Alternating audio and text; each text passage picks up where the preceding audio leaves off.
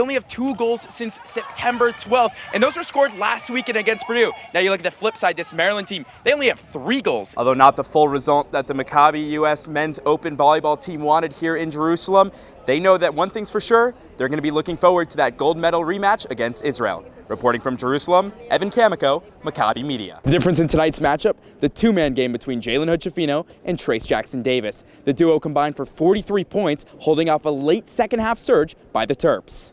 Typically for a basketball game, the line tends to start out here right in front of Assembly Hall and usually loops around towards Cook Hall. But today, that's not the case. But instead, today fans got a treat. They got to line up inside Gladstein Fieldhouse starting at 9 o'clock in anticipation of the game. Well, it was another busy off-season week from Indiana men's basketball, but we start with the biggest news so far. Starting point guard Xavier Johnson was arrested over the weekend for reckless driving and resisting arrest. While Butler's picked to finish 8th in the Big East preseason coaches poll, the Bulldogs are bringing back preseason honorable mention Chuck Harris and adding an additional 4 standout transfers from their programs, all because of one common denominator, head coach Thad Matta. After 17 weeks, it's hard to believe that there's anything this Colts team hasn't already showed us when it comes to finding ways to lose.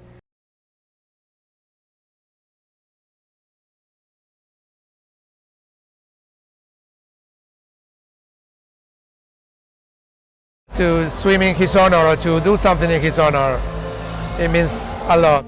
Carlos Nybreff is in Israel this summer to honor his son, Alon, who tragically passed away in the Surfside building collapse in Florida last year. In the last Maccabiah, Alon captained the U.S. under-16 soccer team, and he certainly would have returned to the games once again. He was supposed to be with us today, but unfortunately, he's not with us. And that's why I got involved with the swimming team, and I decided to swim in his honor. Carlos competed in his first Maccabiah 37 years ago as a track star for Argentina. He won medals for the South American country, but it was his son that helped switch his allegiance to the Stars and Stripes. A muscle injury ended Carlos's medal hopes in the 200-meter freestyle. But it's not about his finish, it's about diving right back in. It's a moment where you start living again and think about something positive rather than something negative with what I wake up every day. Although Nybreff didn't get the result he wanted to today, his connection with Maccabi USA and the greater Israeli community continues to grow stronger as each day passes. I believe that the relationship between both countries is unique because we know both of us, that we can trust each other, and we are in anywhere we need to support one another. Nybreff's love for Israel is even deeper than most. It was this country's defense forces, the IDF, which was working at the site in Surfside and found Alon's body in the rubble.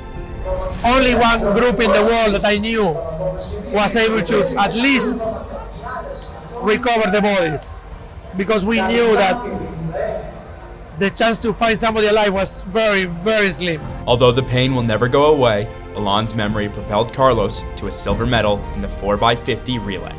Reporting from Netanya, Evan Kamikow, Maccabi Media.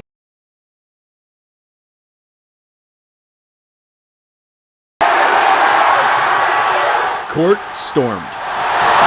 Indiana takes down #1 Purdue 79-74 for the second straight year in Bloomington. This team has had its ups and downs, but when we've been in ball games, we've been able to deliver. And I thought we got 2 big defensive stops coming down the stretch, and then Jalen hit 2 big buckets. Obviously, I didn't know the play was going to go like that, but when he called timeout, I told Coach, I was like, I'm going to get this last bucket, and obviously, as you see, that's what happened. The win for the Hoosiers didn't come easy. Purdue's Zach Edey showed why he's an All-American with 33 points and 18 boards.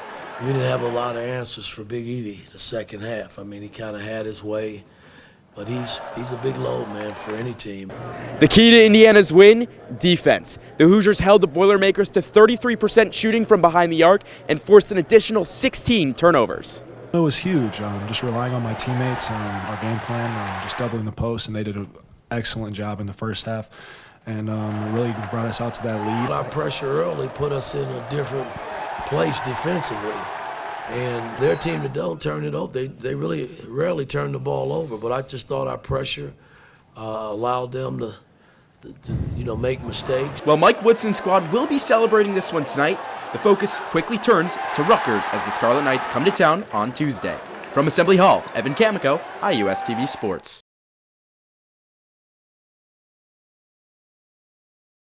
Many people go to college to get away from their families. But for IU swimmer Mackenzie Lewis, she chose to be closer to her father, swim and dive head coach Ray Lewis, than ever before. Take a look. If I were to eventually commit here, it was because it was my choice. He didn't convince me. Mackenzie Lewis wasn't supposed to swim in college. She wasn't supposed to go to Indiana, and she wasn't supposed to swim for her dad, Indiana swim and dive head coach Ray Lewis. I didn't even recruit her. She told me she wanted to leave the state. But she changed her mind. So I had one of our assistant coaches recruit her. He's like, I don't know if she's going to be any good. It took some guts to say that with me in the room. Those guts would eventually lead to glory. Mackenzie turned into one of the best swimmers on the IU team. She's a 5-time All-American, second-team All-Big Ten swimmer, and even competed at the U.S. Olympic swimming trials. She's been at those meets for a little while now, since 2019, but to see her win was incredible. Well, Mackenzie has had her share, getting plenty of these, winning key races against top swim schools such as Virginia, Missouri, and Ohio State. It's swimming for the man on this sideline that brings out the most emotions. I say it's a lot of ups and downs. It's a lot of forgiving and a lot of grace. Things can get heated and things get intense, especially on deck. He cares about every single swimmer, but there's an extra layer there because I'm his daughter. I know that sometimes when I'm racing that he gets a little extra nervous. Sometimes he can't watch it, but I know that he wants me to do well on multiple levels. If it's a bad race or whatnot, I need to be a parent, and then if it's a good race, all the credit goes to her. For many years, his job limited the amount of time this father got to spend with his children. When she came here, she goes, now that I'm in college, will you miss me? And I go, no, I'm going to see you more than I ever have. This is about the time when everyone gets to get away from their parents, but I chose to stay, and that's certainly because of the caliber of coach that he is. I am immensely grateful that I got to do this with him. Now Mackenzie will be back in the water as the Hoosiers swim and dive team continues their season on January 14th against Michigan. And you could be assured that Ray will be coaching and cheering on his daughter throughout the rest of the season.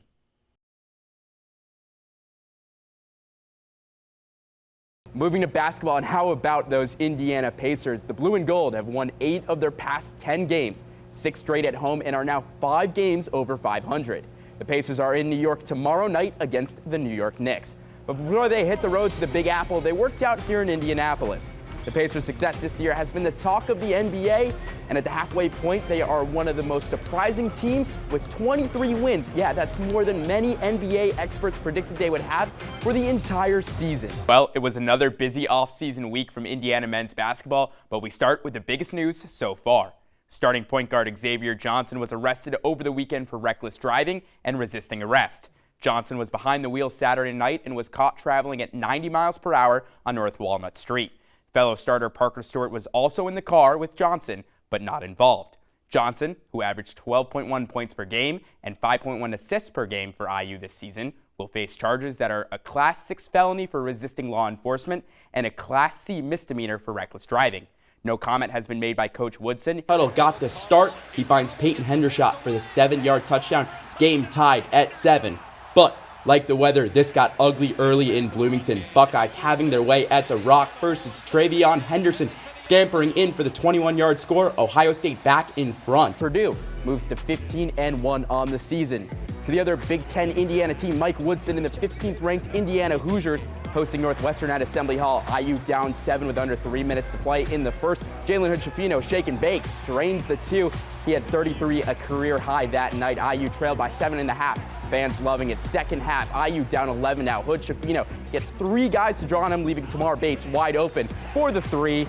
He buries it to cut the lead to 8, but it wouldn't be enough for the Hoosiers, and just too much from Bowie as Bowie stops on a dime. Miller Kopp just jumping at it, gets the floater to go. 26 from Bowie today. Final score 84-83. IU falls to 1-3 in Big Ten play. That's going to do it for sports tonight. I'm Evan Kamikow. Thank you so much for watching, and have a great night.